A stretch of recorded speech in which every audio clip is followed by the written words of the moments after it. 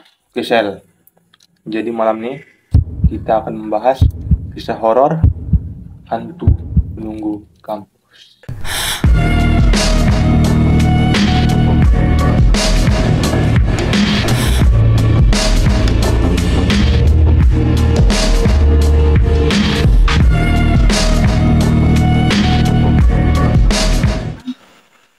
Dimulai dari gua nih, gua dapat cerita dari teman gua nih ya. Jadi pengalaman ini oleh Dimas. Ini namanya gua samarin nih. Oke. Jadi si Dimas nih kuliah di Universitas Muhammadiyah Malang atau biasa disingkat dengan UMM. Oke. Itu kalau nggak salah si Dimas masuk entah di semester 5 atau 6 gitulah. Dalam UMM ini ada GKB, gedung kuliah bersama. Oke. Itu ada 4 gedung GKB. Namun yang terkenal horor ini di gedung GKB 1. Oke. Jadi si Dimas itu kan dia bertepatan masuk di GKB 1 pada waktu malam. Jadi datanglah situ kan, bukan datang. Udah pulang ini, udah kelar jam kuliahnya itu. Teman-teman itu udah pada pulang, udah pada keluar. Namun si Dimas dan 2 teman ini stay masih dalam dia, masih bercerita, nongkrong gitu kan. Oke. Hingga beberapa waktu kemudian temannya sadar nih, kawan si Dimas nih. Bilangnya lah, "Loh, Mas, udah setengah 10 nih, jam 10 nih udah terkunci." Karena memang biasa jam 10 itu udah dikunci tuh gedungnya. Ya udah, mereka memutuskan buat turun kan. Namun pas mau turun itu si Dimas sesak boker pula ya. Oke. Mau ke toilet bentar. Ya udah, kalian duluan ke bawah. Gua ke toilet bentar, boker. Pas si Dimas mau ke toilet tuh, ada juga nampak temannya ke situ juga. Cuma nggak jelas sekali nampak lah. Pokoknya kayak orang lah gitu. Oke. Lah dia dalam toilet tuh main HP karena masih ada orang kan, nggak nyapa. Makin lama makin hening rasanya di situ. Makin hening, diam, sepi, nggak ada orang. Siaplah Dimas keluar dari toilet. Keluar dia dari toilet tuh. Tengoknya kanan, kiri, ke depan, ke samping itu nggak ada orang. Oke. Dia memutuskan untuk turun ke bawah langsung. Pas turun ke bawah tuh, ditariklah gagang pintunya. Udah terkunci. Oke. Pintu udah terkunci nih. Dia udah teriak, gedor pintu. Tolong, Pak, Bu, saya terkunci nih, katanya kan. Teriak lagi itulah. Udah lama-lama teriak pun nggak ada orang, kan udah sepi tuh di jam 10. Oke. Dia memutuskan untuk ngambil sebuah bangku, duduk stay di depan pintu. Karena kaca di GKB itu, gedung itu, dia kayak kaca film gitu. Dari luar ke dalam nampak jelas. Oke. Namun dari luar ke dalam itu Buram. bukan buram, gelap, harus tajam kita nengoknya Oke. untuk nampak. Dan nunggu situ kan. Udah lama dia nunggu situ. Baterainya udah 2%. Oke. Udah nggak enak perasaan ini, kan udah lama kan nunggu.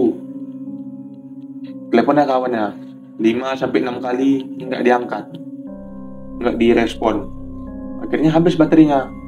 Apalagi gedung GKB ini gelap. Lampu ada 1, 2, 3, nggak banyak.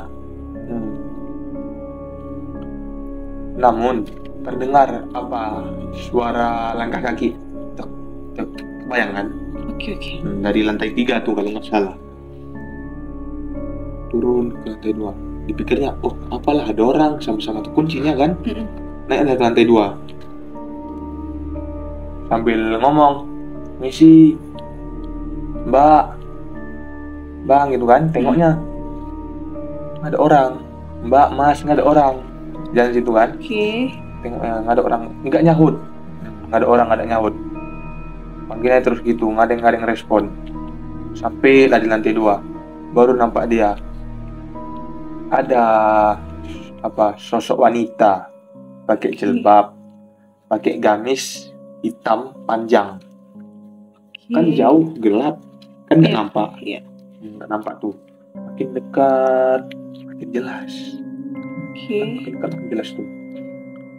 Nampaklah sosoknya itu mukanya rata, nggak ada muka tuh. What? Gila sih. Tapi nggak tahu ya benar apa enggaknya. Terus ya Dimas tuh kebirit, lari ke bawah terus gitu, ngedok-ngedok pintu. Tolong, bukan pintu gitu. Pas pula ada lewat satpam. Nah, satpam ini lumayan akrab juga sama Dimas. Gua nggak tahu sih namanya siapa. Sebut aja lah namanya Pak Dedi. Pak, tolong Pak, bukain pintu Pak Dedi. Ya Pak Dedi. Oh ya bentar Mas, bentar. Saya ambil kunci dulu, saya bukain. Pas udah dibuka pintu itu, Pak Dedi kan narik biar si Dimas keluar. Namun si Dimas itu narik lagi untuk menutup pintu. Pak Dedi heran lah kan, loh, kenapa Mas? Keluar Mas, keluar, kata Pak Dedi. Barulah dibilang Dimas itu sama Pak Dedi. Pak, di belakang Bapak Pak, katanya. Pak Dedi heran lah, ada apa di belakang saya nih? Tengoknya ke belakangnya. Rupanya sosok hantu tadi itu udah ada tepat di belakang Pak Dedi ini. Pak Dedi kan terkejut tuh karena langsung nampak gitu tiba-tiba. Terkejut, jatuh sambil berteriak. Sosoknya ini kayak nindihin Pak Dedi itu. Baru si Dimas nih memanfaatkan waktuan, apalagi lagi tindih Pak Dedi itu, dia langsung pulang kan. Sebelum pulang dia itu, hantu tuh hilang sambil nindihin Pak Dedi gitu. Dikiranya ini Pak Dedi udah kesurupan nih kan. Pulang langsung dia. Udah sampai ke kos. Ini besoknya nih, dia masuk lagi di GKB 1 jam 5 nih. Nampak si Pak Dedi itu di posnya, di pos satpamnya. Pak Dedi itu nyapa Dimas, Mas. Namun Dimas ini nggak ngerespon, kayak buang muka gitu. Kan dia ngerasa nggak enak, tinggalinnya kan. Lewatinnya, datang Pak Dedi nih, samperin si Dimas. Mas, kamu jangan gitu. Saya juga takut toh ditinggal kayak gitu, kata Pak Dedi. Dimas nggak jawab kan, dia langsung pergi masuk ke dalam. Baru datang Pak Dedi nih, bilangnya lagi, Mas, saya sumpahin loh, hantu itu nggak ngelepas kamu, kata Pak Dedi. Ini kan udah jam 7 nih, udah waktunya pulang. Agak cepat dikit nih, pulanglah Dimas. Dia nggak mau nongkrong lagi karena takut trauma kejadian semalam. Dia trauma langsung balik. Pas di jalan balik itu, tuh Dedi lagi. Pak Dedi bilang, hati-hati Mas, hati-hati, kayak nyindir gitu. Dimas pun depannya motornya nggak peduli, dia langsung pulang. Pas tiba ke kosan gitu, ketemu sama ibu kosannya itu. Bilangnya kan, loh Mas, itu ada kakak nunggu di dalam, katanya. Dimas heran, loh, perasaan dia nggak punya kakak si Dimas ini kan. Kayak lagi, loh, di mana Bu? Itu di dalam kosan Mas, kata ibunya. Dimas heran, dia sambil panik, ini teringat ini. Kata ibu tuh lagi, itu kakakmu yang pakai jilbab itu kan. Pikiran Dimas sama hantu semalam itu. Dah, singkat cerita ibu ngomong-ngomong itu, pas kakaknya itu kan, ibunya tinggalkan yang si Dimas itu. Dimas tuh masuk ke dalam. Pas dibuka pintu kosan kan was-was, karena takut kan. Apalagi pintu apa maksudnya, lampu kan belum hidup. Kan lirik dia kanan kiri ke kamar gitu kan, di depan lampunya aman, kosong, nggak ada apa-apa, nggak ada yang dibilang kayak ibu kosan tadi tuh.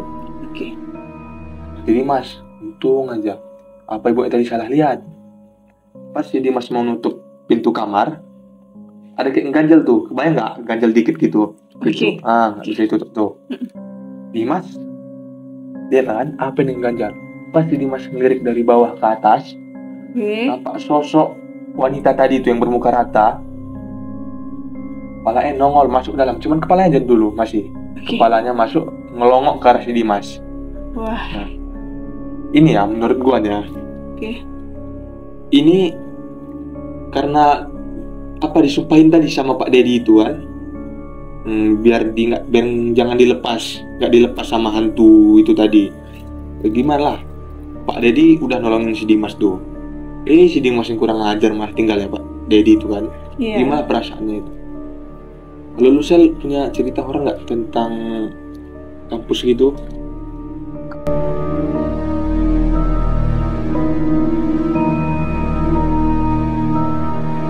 Kalau gue sih ada ya, dari teman gue. Kita sebut aja namanya Nisa. Nisa ini punya seorang rekan namanya Kak Dinda. Jadi Kak Dinda ini kuliah UI, Fakultas Teknik.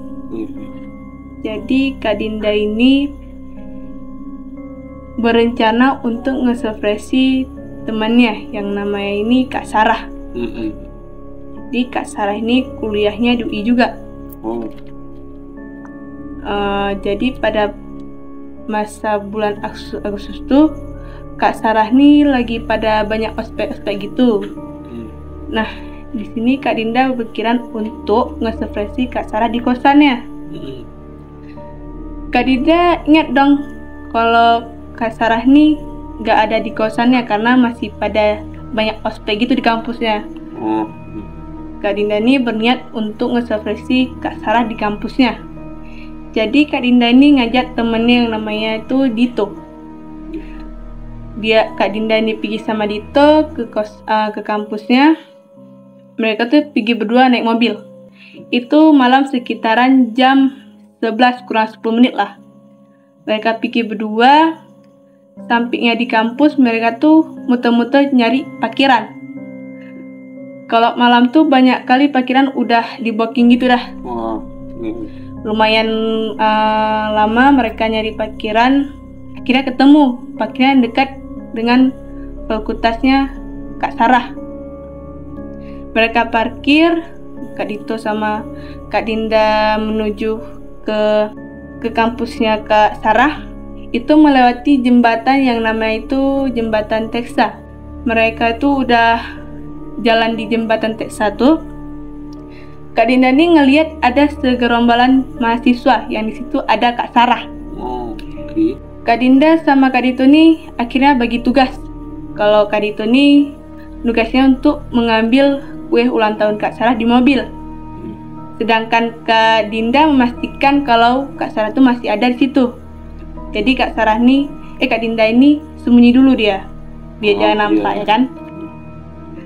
Terus Kak Dito ngambil kuenya, Kak Dinda nunggu memastikan kalau Kak Sarah tuh masih ada.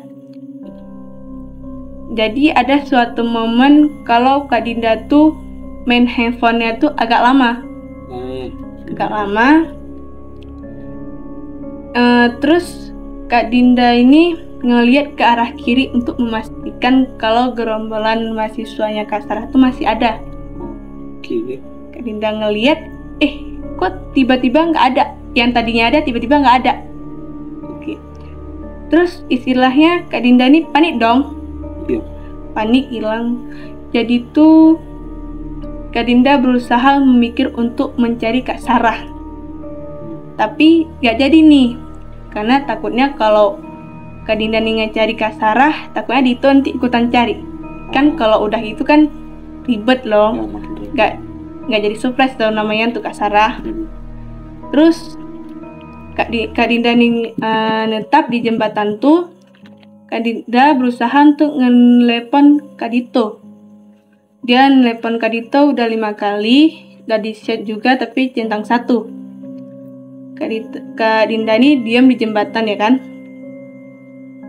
Terus gak lama dari situ dia nunggu Kak Dito, dia ngelihat ada seseorang di seberangan jalan. Kalau dia tuh kan gimana penglihatannya tuh agak buram-buram gitu kalau dari jauh. Nah, sosok itu kan dari jauh tuh ngelihat bayangan sosok hitam gitu. Dikira Kak Dinda ini itu Kak Dito. Dia kan nunggu nih di pinggiran jalan tuh. Sosok tuh mendekat, tapi menurut Kak Dinda itu bukan Kak Dito. Karena foto tubuhnya itu nggak mirip sama Kak Dito. Kalau Kak Dito tuh agak berisi, botak, tapi kalau sosok itu bukan. Terus cara gaya jalannya tuh bukan seperti manusia. Bahunya itu nggak ngerak. Terus sosok itu mendekat, Kak Dinda ngeliat, terus rambutnya itu panjang. Dia tinggi. Kak Dinda tuh ngeliat sosok kuntilanak. Kuntilanak? Iya, kuntilanak. Istilahnya dong, Kak Dinda tuh panik dong. Ya iya. Terus dia lari, udah sekitaran 1 meter dan ngelewatin jembatan T1. Gak lama Kak Dito nelpon. Kak Dinda nih ngomel dong. Dia kan marah tuh. Kak Dito bilang, Dinda, lu tunggu di jalan aja, gue jemput pakai mobil nih ya. Loh, Kak Dinda bingung, kok gini ya ceritanya. Dia nunggu, gak lama dari situ Kak Dito nyamperin Kak Dinda mobil ya kan. Terus Kak Dinda gak mikir lama langsung naik ke mobil. Istilahnya Kak Dinda ngomel-ngomel dong. Dia bilang ke Dito, lu tega ya ninggalin gua di jembatan sendirian lagi, katanya kan. Iya. Udah malam lagi. Kata Kak Dito, Din, lu ngeliat nggak? Istilahnya Kak Dinda bertanya, hah? Apa maksudnya dia, katanya kan. Terus Kak Dito ini ngejelasin apa yang dia lihat tadi ya. Dia bilang, gua tuh sebenarnya ninggalin lu itu ada sebab, Din. Dinda bertanya dong, apa tuh? Gua tuh sebenarnya udah balik ke mobil ambil kue ulang tahunnya Sarah. Gua tuh berniat untuk balik lagi ke lu, tapi gue ngelihat dari jauh ada sosok hal aneh.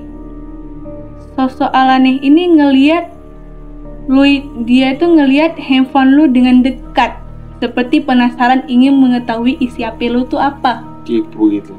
Oke. Kak Dinda nih shock dong. Hah? Kok lu tahu ya? Sedangkan dia lihatnya nggak sedekat itu.